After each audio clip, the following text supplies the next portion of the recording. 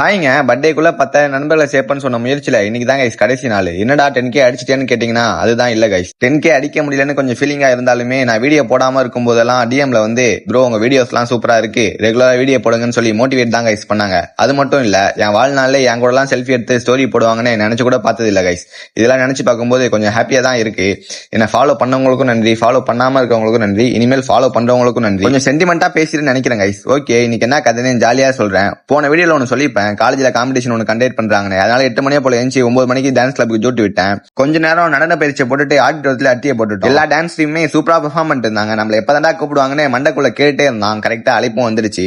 நம்ம பெர்ஃபார்ம் பண்ணதுக்கு அப்புறம் நம்ம நல்லா ஆடுனதுனால ஜூஸை ஸ்பான்சர்ட் போய் ஜாய் மதனே ஒரு ஜூஸ் வாங்கி அடிச்சுட்டு பாடல கொஞ்ச நேரம் ரசிச்சுக்கிட்டே இருந்தோம். பின் தொடர்ந்து பரிசுக்கான நேரம். நம்ம டான்ஸ் டீமுக்கு தான் கைஸ் 3 பரிசுமே. அங்கிருந்து கிளம்பி மதிய உணவு முடிச்சுட்டு ஒரு ஆலோசனையை போட்டு பேசிட்டு டீ குடிக்க போலாமேன்னு போன நண்பர்களே. அதுதான் கடைசி பயணமா இருந்திருக்கும் போல. இன்னும் கொஞ்சம் இருந்தா அந்த பெல்ட் அடிச்சிருப்பேன். பின் தொடர்ந்து ரூமுக்கு வந்தா பழைய ஃப்ரெண்ட்ஸ் எல்லாம் வந்தாங்க. அவங்களோட தேவையில்லாத கதைகள் எல்லாம் பேசிட்டு நம்ம ஜூனியர் பசங்க வந்து நல்லா சாப்பிடுற மாதிரி ஒரு கடைக்கு அழைச்சிட்டு போங்கன்னு சொல்ல நம்ம பாய் கடைக்கு வந்தோம் நண்பர்களே. கறி தோசையை சாப்பிட்டு இன்னைக்கு டேவை முடிச்சுக்கிட்டேன். டாடா.